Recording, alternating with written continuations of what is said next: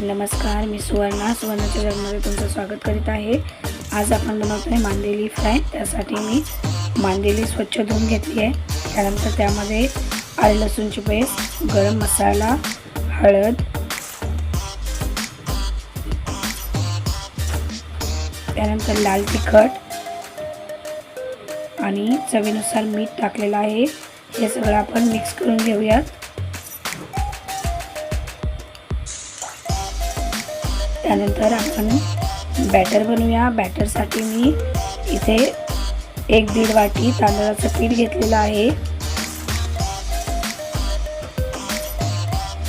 त्यानंतर यामध्ये आपण लाल तिखट घालणार आहोत।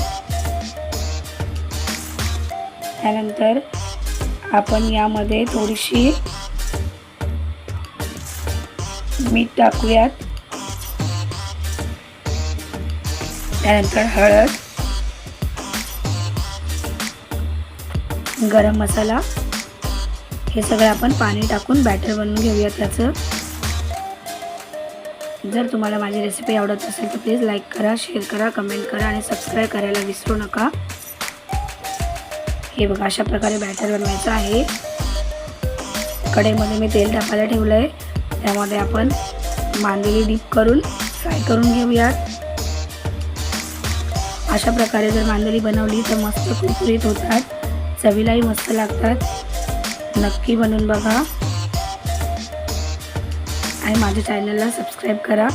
हे बघा, अशा प्रकारे दोन्ही बाजूंना व्यवस्थित भाजून घ्यायची आहेत। मांदेली आपली झालेली आहे, ती काढून घेते।